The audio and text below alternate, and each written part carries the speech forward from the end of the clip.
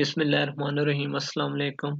इस वीडियो में मैं आपको स्टैटिस्टिकल ऑफिसर स्टैटिस्टिक लेक्चरर के ये मैं ओल्ड पेपर के एमसीक्यूज में आपको बताऊंगा। पहले रिपीट हो चुके हैं,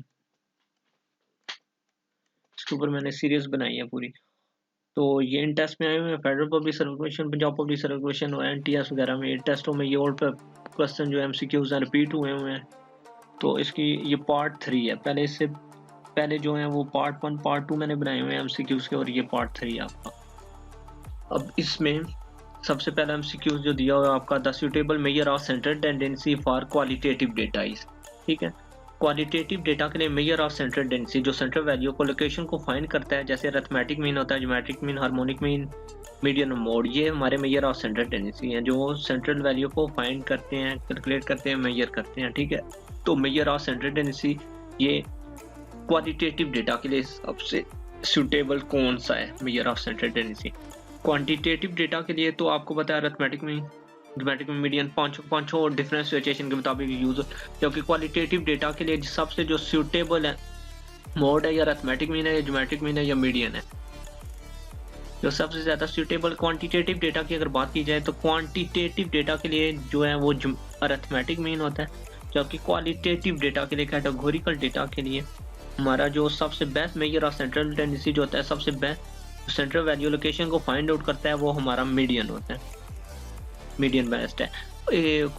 जो क्वालिटेटिव डेटा है उसमें हम मीडियन और मॉड दोनों यूज करते हैं। जो पर सबसे सुटेबल है, बेस्ट है, वो मीडियन है measure of central tendency qualitative data के लिए। कैटेगोरिकल डेटा के लिए मीडियन सबसे बेस्ट है। उसके बाद आ जाता है टू सीरियस हैविंग, ये पहले भी मैं बता दूं एक और चीज, इसमें हम जब क्वांटिटेटिव डेटा में हम टेस्टिंग भी करते हैं तो हम किसके कार्य होते हैं, central tendency, measure of central tendency, location में जो पैरामीटर है, लोकेशन में जो हम अरिथमेटिक में, geometric mean, harmonic, median, mod में से सब में से कौन सा सेंट्रल वैल्यू है जिसकी हम आगे टेस्टिंग कर रहे होते हैं। टेस्टिंग के लिए हम अरिथमेटिक मीन को यूज कर रहे होते हैं, पॉपुलेशन मीन। ठीक है, इसी तरह ये क्वांटिटेटिव डेटा के लिए हम यूज करते हैं टेस्टिंग में, जबकि क्वालिटेटिव डेटा में टेस्टिंग के लिए हम जो यूज करते हैं वो मीडियन को यूज कर रहे होते हैं क्वालिटेटिव डेटा में, नॉन पैरामीट्रिक में, कैटेगोरिकल में। अब two series having the same mean, median and mode में, अगर दो सीरीज है उनके मीन, मीडियन, मोड सेम हो, ये ऑप्शन आपका दिया हुआ है, have same values, not have same values, both A and B, और आपका चौथा ऑप्शन आ जाता है none of A and B. ठीक है, या तो आपका हैव सेम वैल्यूज है या नॉट हैव सेम वैल्यूज है, या ए और बी आपके दोनों हैं या ए और बी दोनों आपके नहीं है। अब two series having the same mean, median, mode जो होंगे, मीन, मीडियन, मोड सेम अगर हों तो सिचुएशन क्या होगी, सेम वैल्यूज अगर होंगी। ठीक है, अगर हमारे पास सेम वैल्यूज होंगी तब हमारे मीन, मीडियन, मोड तीनों इक्वल होंगे, तो इसका आंसर क्या आ जाएगा, ए होगा। सेम वैल्यू जब होती हैं तब हमारा arithmetic mean, geometric mean, harmonic mean भी इक्वल होता है, उसके बाद मीन, मीडियन, मोड ये तीनों भी इक्वल होते हैं। ठीक है, सिचुएशन सेम वैल्यू जब हो तो ये सारे सेम होते हैं, arithmetic mean, geometric mean, harmonic mean, median, mode, ये पांचों के पांचों इक्वल होते हैं सेम वैल्यूज के। ठीक है, a weighted mean gives higher value than unweighted mean if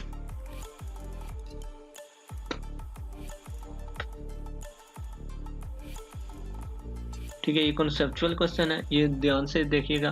अब देखिए, वेटेड मीन जो होता है हमारे पास gives a higher value than unweighted mean if all the items have equal weights, larger item have higher weights and small item have lower weights, और larger item है lower weights और smaller item जो रखे हैं वो higher weights, none of the above. ठीक है, चार ऑप्शन दिए हुए हैं। अब एक होता है आपको नहीं पढ़ा हुआ, इसने कहा हुआ है वेटेड मीन और अनवेटेड मीन, इसने कहा हुआ है। अब अनवेटेड मीन आपका कौन सा होता है, जो आप नॉर्मल यूज कर रहे होते हैं, अरिथमेटिक मीन जिसको हम एवरेज भी कहते हैं, वो हमारा अनवेटेड मीन होता है, उसमें वेट को हम इक्वल इंपॉर्टेंस देते हैं। अनवेटेड मीन वो होता है जिसको हम अरिथमेटिक मीन, एवरेज मीन जिसको कहते हैं, सिंपल जो मीन होता है वो अनवेटेड मीन होता है, क्योंकि उसमें हम इक्वल इंपॉर्टेंस दे रहे होते हैं वैल्यूज को। ठीक है, जबकि वेटेड मीन वो होता है जिसमें हम वैल्यूज को हम इक्वल इंपॉर्टेंस नहीं दे रहे होते हैं। ठीक है, इक्वल इंपॉर्टेंस नहीं दे रहे होते वो वेटेड मीन होता है, जबकि इक्वल इंपॉर्टेंस दे रहे हो वो अनवेटेड मीन। अनवेटेड मीन क्या होता है? जो हमारा अरिथमेटिक मीन है, सिंपल मीन एवरेज जो फाइंड कर रहे होते हैं वो अनवेटेड मीन होता है, जबकि वेटेड मीन इसमें हम वेट को इक्वल इंपॉर्टेंस नहीं दे रहे होते, वैल्यूज को इक्वल इंपॉर्टेंस नहीं दे रहे होते। अब इसमें एक और चीज आ जाती है, जैसे अरिथमेटिक मीन होता है, इसी तरह वेटेड अरिथमेटिक मीन होता है, मीन वेटेड मीन, और इस तरह हार्मोनिक मीन होता है, वेटेड हार्मोनिक मीन भी होता है इस तरह। अब देखें वेटेड मीन में ये होता है लार्जर आइटम्स हायर वेट्स। अब इसका आंसर देखें ये वाला P, larger items higher weights रखते हैं जबकि स्मॉल आइटम लोअर वेट रखते हैं। लार्जर आइटम जो बड़ी वैल्यू है उनका वेट ज्यादा होगा, जो स्मॉल आइटम्स हैं उनका वेट कम होगा। जो बड़ी हैं लार्जर है उनका ज्यादा वेट होगा, स्मॉल वाली का स्मॉल वेट होगा, लोअर होगा, कम वेट होगा। ये वेटेड मीन में। जबकि हार्मोनिक मीन और वेटेड हार्मोनिक मीन में क्या होता है, अब डिफरेंस देखें वेटेड मीन और वेटेड हार्मोनिक मीन में। वेटेड मीन में तो लार्जर वैल्यूज हायर वेट रखती हैं, स्मॉलर आइटम्स लोअर वेट रखते हैं। जबकि वेटेड हार्मोनिक मीन में ये होता है लार्जर आइटम जो है वो कम वेट रखते हैं और जो स्मॉल आइटम्स हैं वो ज्यादा वेट रखते हैं। उल्ट होता है वेटेड मीन और वेटेड हार्मोनिक मीन में, उल्ट होता है ये दोनों। उसमें हार्मोनिक मीन और वेटेड हार्मोनिक मीन में लार्जर आइटम्स कम वेट और स्मॉलर आइटम जो है वो लार्जर वेट ज्यादा वेट रखते हैं। ऐसा क्यों होता है? क्योंकि उसमें वेटेड हार्मोनिक मीन में जो हमारा टोटल वेट का सम होता है वो 1 के इक्वल होता है। तो 1 के अगर इक्वल होता है तो वेट जो होंगे वो पॉइंट्स में आएंगे, 0.2, 0.5, 0.3। अगर मैं ये लेता हूँ तो आपको पता है पॉइंट वाली वैल्यू जितनी छोटी होगी वो उतना बड़ा आंसर दे रही होती है। तो इसकी ये वजह है कि लार्जर आइटम्स जो होंगे उनका वेट कम होगा और जो स्मॉलर वैल्यूज होंगी उनका वेट ज्यादा होगा। तो इसका मतलब होगा जिनका वेट कम होगा वेटेड हार्मोनिक मीन में वो बड़ी वैल्यू रखते होंगे, जबकि इसमें ऐसा नहीं है। इसमें वेटेड मीन में ऐसा नहीं है। वेटेड मीन में जो बड़ी वैल्यू होगा उसी का वेट बड़ा होगा, जो छोटी वैल्यू है उसी का वेट छोटा होगा। ठीक है, अब इसकी एग्जांपल देता हूँ वेटेड मीन की।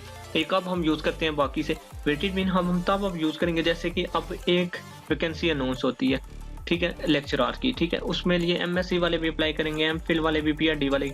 अब एमफिल और पीएचडी वाले को तो प्रेफरेंस देंगे ना उन एमएससी वाले से ज्यादा, उसमें एमफिल पीएचडी वाले को प्रेफरेंस दी जाएगी। तो इस वजह से यहाँ पे हम वेट यूज करेंगे उनको इंपॉर्टेंस देने के लिए। तो हम वेटेड मीन यहाँ पे यूज करेंगे और डिफरेंट वेट रख लेंगे।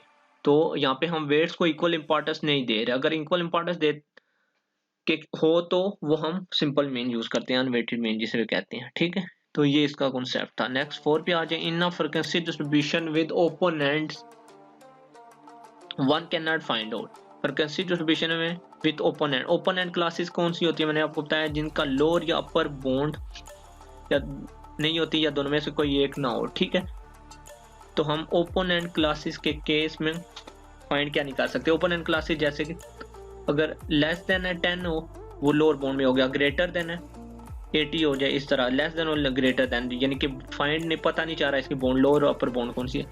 अगर 10 से 20 हो, 20 से 30 हो, 30 से ये हमें पता है इसके दरमियान में उसकी रेंज है, तो ये ओपन एंड क्लासेस नहीं है। ओपन एंड क्लासेस जैसे लेस देन 10 लिखा हो, ग्रेटर देन 50 लिखा हो, ये open and classes. Open and classes के केस में हम कौन सा यहाँ से हम फाइंड नहीं कर सकते, इन ऑप्शन में से हम कौन सा फाइंड नहीं कर सकते? हम मीन को, मीडियन को, मॉड को या ऑल द अबव, इन सब में से हम ओपन एंड क्लासेस के केस में किसको फाइंड नहीं कर सकते?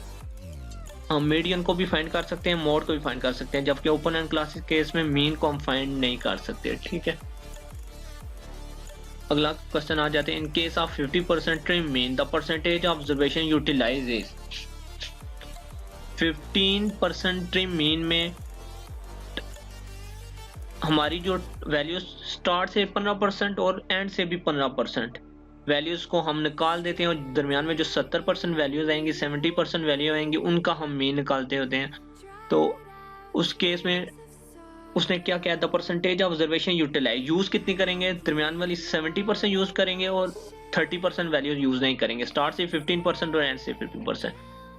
ठीक है। इस तरह से अगर यहाँ पे होता 5% ट्रिम मीन उसने कहा होता तो स्टार्ट से 5% निकाल देते हैं, एंड से भी 5% निकाल देते हैं, और मिडल वाली सारी वैल्यू 90% हम यूज करते हैं, 10% नहीं करनी थी। तो अब यहाँ 15% ट्रिम मीन है, तो इस केस में हम 30% वैल्यू हम निकाल देंगे, स्टार्ट से 15 और एंड से भी 15%, और 70% वैल्यूज को हम यूटिलाइज करेंगे, यूज करेंगे उसको ट्रिम मीन फाइंड करने के लिए। तो 15%, 30%, 85% या नन ऑफ द अबव। तो यूटिलाइज को कितनी वैल्यूज हम करेंगे, 50% ट्रिम मीन 70%। तो यहाँ ऑप्शन नहीं दिया हुआ, तो नन ऑफ द अबव इसका आंसर होगा। The measure of central tendency will remain unaltered by extreme observation is। इसके ऑप्शन दिए हुए हैं मीन, मोड, हार्मोनिक मीन और geometric mean. measure of central tendency will remain unaltered by extreme values is observation। अब देखिए extreme values जो हैं वो कौन सा मेजर ऑफ सेंट्रल टेंडेंसी है जिसके ऊपर अफेक्ट नहीं कर रही होती, यानी कि मेजर ऑफ सेंट्रल टेंडेंसी वो कौन सा है जिस पे एक्सट्रीम वैल्यूज अफेक्ट नहीं कर रही होती, जो एक्सट्रीम वैल्यूज होने के बावजूद भी उस पर कोई असर नहीं पड़ता। ठीक है, अनअल्टर्ड बाय एक्सट्रीम ऑब्जर्वेशन ही। ठीक है, मीन तो एक्सट्रीम मीन के ऊपर भी अफेक्ट करती हैं, मीन भी चेंज होता है एक्सट्रीम वैल्यू से, हार्मोनिक मीन, ज्योमेट्रिक मीन भी। तो मॉड के ऊपर एक्सट्रीम वैल्यू अफेक्ट नहीं करती, मीडियन के ऊपर भी नहीं करती। यहाँ मॉड ऑप्शन है तो इसके ऊपर अफेक्ट नहीं करती, जबकि mean, harmonic mean, geometric mean तीनों के ऊपर करती हैं। तो मॉड के ऊपर एक्सट्रीम वैल्यू अफेक्ट नहीं करती। तो मेजर ऑफ सेंट्रल टेंडेंसी में arithmetic mean, geometric mean, harmonic mean तीनों के ऊपर एक्सट्रीम वैल्यूज अफेक्ट करती हैं। ठीक है, एक्सट्रीम वैल्यूज मैंने आपको लेक्चर 1 में बताया हुआ है, पार्ट 1 में इसके एमसीक्यूज में। ठीक है, कि क्या होता है एक्सट्रीम वैल्यूज। उसके बाद आ जाते हैं the point of intersection of two cumulative frequency curves provide. अब जो पॉइंट ऑफ इंटरसेक्शन जो होता है ना टू कम्युलेटिव फ्रीक्वेंसी, एक फ्रीक्वेंसी हमारे पास दी है, कम्युलेटिव फ्रीक्वेंसी कैसे निकालते हैं, लेस देन कम्युलेटिव फ्रीक्वेंसी एक होती है और एक मोर देन कम्युलेटिव फ्रीक्वेंसी होती है, लेस देन और मोर देन दो होती हैं।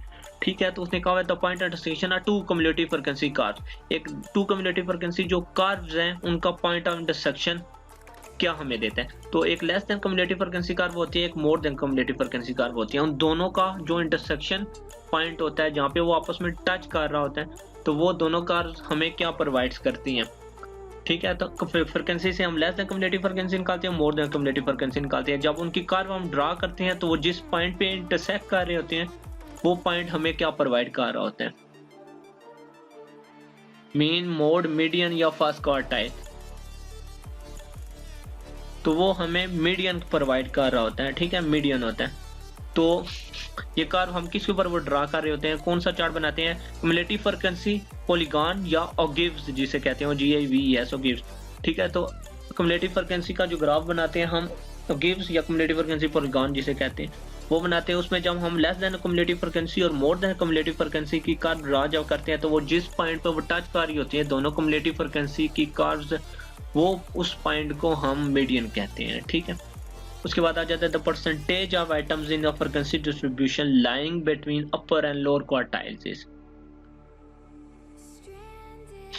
अब उसने कहा है the percentage of items in the frequency distribution lying between upper and lower quartiles.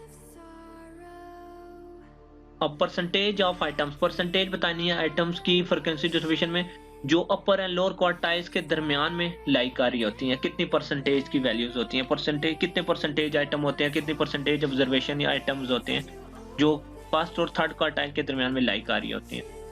अब यहाँ पे देखते हैं,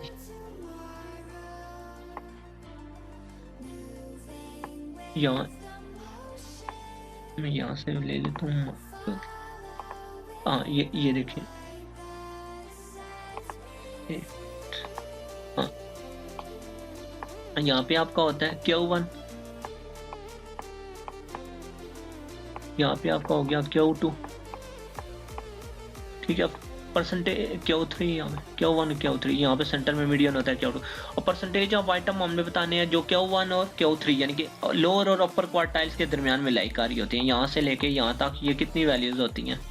ठीक है, ये 50% वैल्यूज होती हैं, ये 25%, ये 25, ये भी 25, ये भी 25 इस समय। तो ये 25 यहाँ से लेके यहाँ तक 25 और यहाँ से लेके यहाँ तक 25। तो ये 50% वैल्यूज लाई कर रही होती हैं लोअर और अपर क्वार्टाइल के।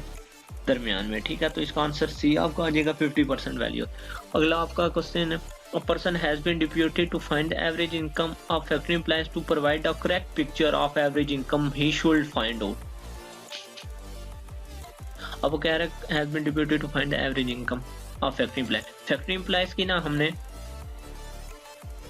एक बंदा है, ठीक है, वो फैक्ट्री एम्प्लॉइज की एवरेज फाइंड करना है उसने, ठीक है।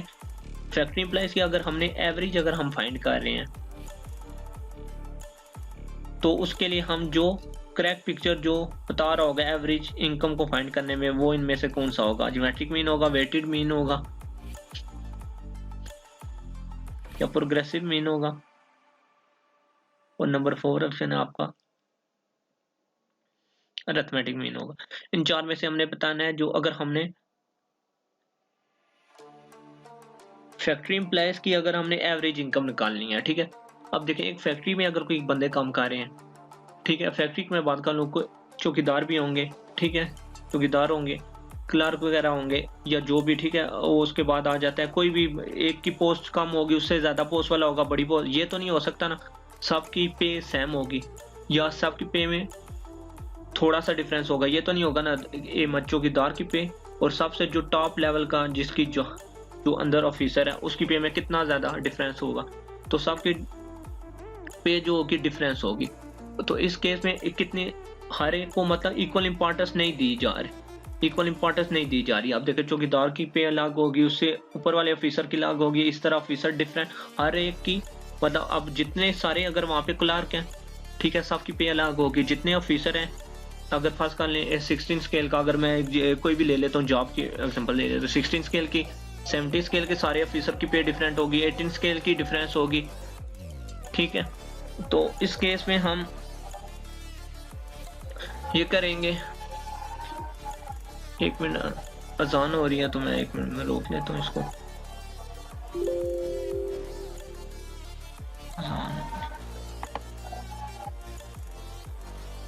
तो इसमें मैं बता रहा था कि एवरेज इनकम फैक्ट्री एम्प्लॉइज की अगर निकालनी हो तो इनमें से कौन सा मीन जो है हम यूज करेंगे एवरेज इनकम निकालने के लिए। तो देखिए एवरेज इनकम जब हम निकालेंगे फैक्ट्री के एम्प्लॉइज की, तो सारे फैक्ट्री के एम्प्लॉइज को इक्वल इंपॉर्टेंस नहीं दे रहे इस केस में हम, ठीक है। तो इस केस में हम वेटेड मीन को यूज करेंगे।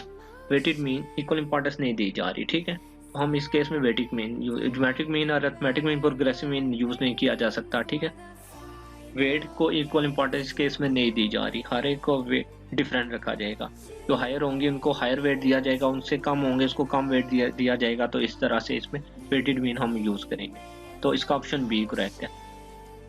अगला आ जाता है to know the trend of a time series data prefer type of averages.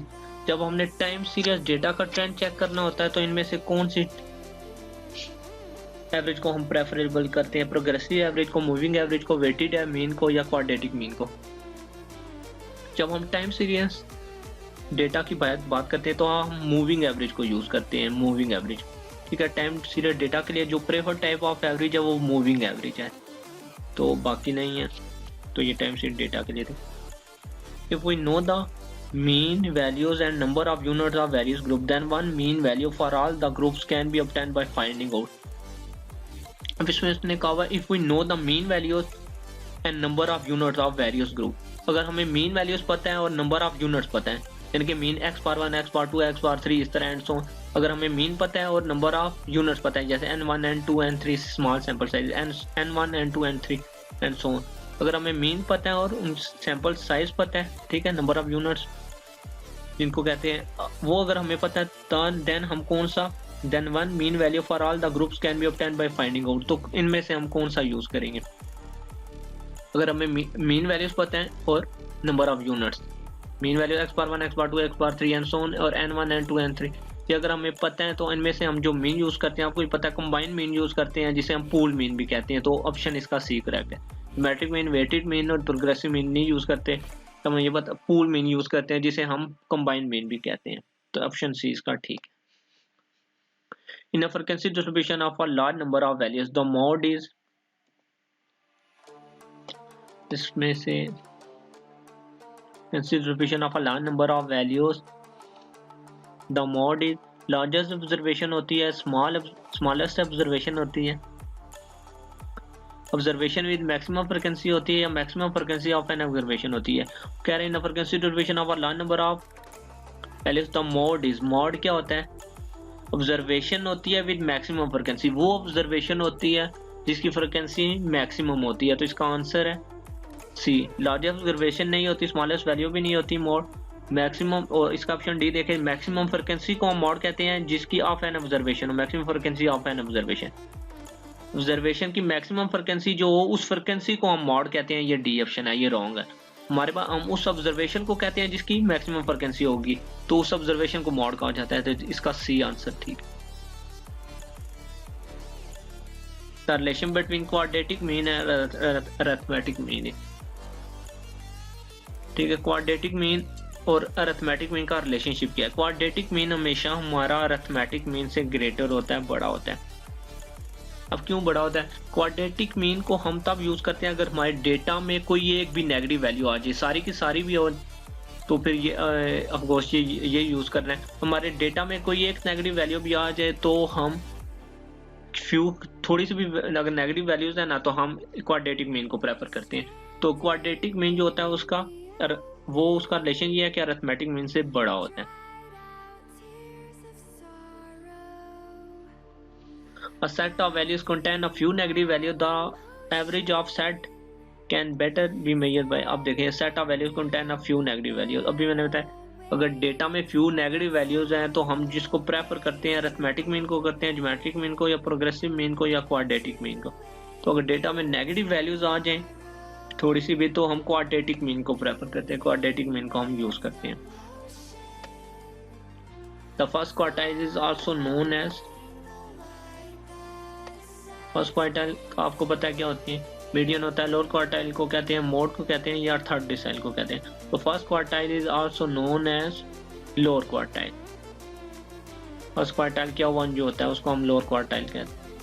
B option इसका करेक्ट। अगले भी आ जाते हैं। तो the third quartile is also called, third quartile को हम क्या कहते हैं? थर्ड क्वार्टाइल को लोअर क्वार्टाइल कहा जाता है, मीडियन कहा जाता है, मॉड कहा जाता है या अपर क्वार्टाइल कहा जाता है। तो थर्ड क्वार्टाइल को हम अपर क्वार्टाइल कहते हैं। तो इसका आंसर डी आपका करेक्ट है। In case of question number 17 है, in case of weighted mean the accuracy of utility of the mean decreases, increases या इज अनअफेक्टेड या नन ऑफ द अबव। तो वेटेड मीन जब हम यूज कर रहे होते हैं जो हमारी एक्यूरेसी या यूटिलिटी होती है मीन की वो इंक्रीज हो जाती है। वेटेड मीन के केस में जब हम वेटेड मीन यूज कर रहे होते हैं, वेटेड मीन आपको पता है कब यूज करना है, मैंने सिचुएशन बताई है। जब हम वेट को इक्वल इंपॉर्टेंस नहीं दे रहे होते तो वेटेड मीन यूज करते हैं। तब हम वेटेड मीन की जगह पे वेटेड मीन जब हम यूज करेंगे जो हमारे रिजल्ट की एक्यूरेसी है या यूटिलिटी है वो हमारी इंक्रीज हो जाती है, बढ़ जाती है, हमारे अच्छे रिजल्ट आ जाते हैं, एक्यूरेट रिजल्ट आ जाते हैं हमारे पास। एक्यूरेसी हमारी वेटेड मीन की बढ़ जाती है, हमारी जो एवरेजेस की एवरेज जो फाइंड कर रहे होते हैं उसकी एक्यूरेसी बढ़ जाती है अगर हम वेटेड मीन जब हम यूज कर रहे होते हैं। अगर उसकी जगह पे जब हम वेटेड मीन यूज हो रहा है मीन यूज करें तो फिर एक्यूरेसी, फिर जारी बात है उस केस में हम नहीं यूज करेंगे। तो वेटेड मीन जब हम यूज करते हैं तो उस केस में हमारी एक्यूरेसी या यूटिलिटी मीन की वो बढ़ जाती है, एक्यूरेट रिजल्ट आते हैं। Weighted mean is more accurate. और अब एक और क्वेश्चन ये है क्वेश्चन 18 के weighted mean is more accurate कब होगा? जब more accurate if we use हम वेट कौन से यूज करें तो वो मोर एक्यूरेट होगा weighted mean. Estimated weight use करें, आर्बिट्रेरी वेट यूज करें या रियल वेट यूज करें या any of the above use करें। अब यहाँ पे हम रियल वेट्स अगर यूज करेंगे ना तो वेट रियल वेट जो असली वेट है अगर हम यूज करेंगे तो जाहिर बात है वेटेड मीन वो मोर एक्यूरेट रिजल्ट देगा, मोर एक्यूरेट हो जाएगा। In a discrete series having 2k+1 observation median क्या होगा 2k+1 ऑब्जर्वेशन में? 2k+1 ऑब्जर्वेशन है तो इनको n+1 डिवाइड बाय 2 करें तो 2k+1 करेंगे डिवाइड बाय 2 करेंगे तो 2k+2 बनेगा डिवाइड बाय 2। 2 कॉमन लेंगे तो k+1 वैल्यू जो है वो हमारी ऑब्जर्वेशन जो है वो हमारी मीडियन होगी। इसमें b जो है इसका आंसर होगा। Frequency distribution having 1 mode is said to, अगर हमारी फ्रीक्वेंसी डिस्ट्रीब्यूशन में 1 मॉड है, मॉड फाइंड करते हैं तो एक मॉड आता है तो उसको हम कहते हैं यूनी मॉडल कहते हैं, बाई मॉडल कहते हैं, ट्राई मॉडल कहते हैं या विदाउट मॉड कहते हैं। तो अगर एक मॉड होगा तो यूनी मॉडल उसको हम कहते हैं। तो इसका आंसर ए करेक्ट है। ठीक है, तो ये थे आपके जो प्रीवियस पेपर्स में आप क्वेश्चन आ चुके हैं स्टैटिस्टिकल लेक्चरर के, statistical officer and different post में। ठीक है, तो ये आपका पार्ट 3 था जो ये मैंने आपको करवाया। इसके अलावा भी मैंने बाकी पार्ट बनाए हैं, वो भी आप मेरे देखिए एमसीक्यूज के पार्ट्स, और मैंने इंटरव्यू से रिलेटेड भी वीडियोस बनाई हुई हैं, तो मेरी वो भी देखिएगा। और आपको अगर कोई भी क्वेश्चन समझ नहीं आ रही हो, कुछ भी पूछना है, तो आप नीचे कमेंट में पूछ सकते हैं। Okay, thank you.